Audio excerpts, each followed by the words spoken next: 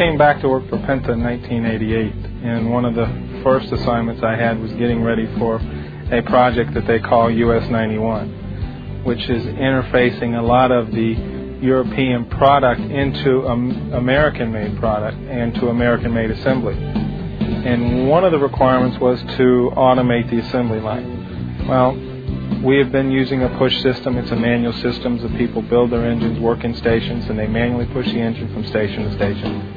I'm an engine dress-up facility. I don't manufacture raw material into finished product. I manufacture finished product into a finished product. All I do is dress engines with parts, paint the engines. Their conveyor system probably is very unique, and it would be one that would work well into a lot of simple production facilities. Well, we have a fixed position robot, which I can't maneuver. The Rhodes system allowed me the freedom of movement of bringing the engine in, rotating the engine 90 degrees in 4 positions, or as many positions as I wanted. To paint the engine to where the robot does paint the engine just what's in front of it, and I have better use of the robot, less wear out parts of the robot because of its extended reach. Because the robot isn't designed to reach but so far, and that's the way they design the parts in it.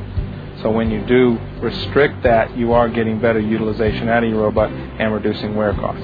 The average weight of the engines is about 1,000 pounds when it goes to the finished product side. So you're looking at a heavy item on the carts. The carts Rhodes designs for us are probably capable of handling 2,000 to 3,000 pounds. The breakaway torque required to push the engines has been reduced by about 75%. We automated through the paint booth with some accumulators because we had problems of engines going through the oven too fast or not fast enough. So now we set up accumulators and we handle that kind of stuff.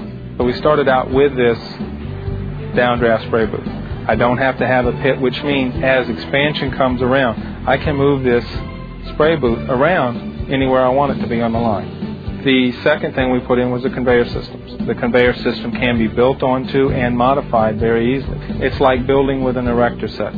It's an add-on, built-in system that you can add anything you want to or take away fairly easy. Simple modifications, simple conveyor design, simple cart design. You don't have to have sophisticated equipment to keep track of accumulators, photostatic eyes, electric eyes, switches, and this kind of stuff. Very simple design cart. And being the one responsible for this operation of this plant, it is nice to know that I do have people I can turn to help me out in the bind, and they will deliver the product.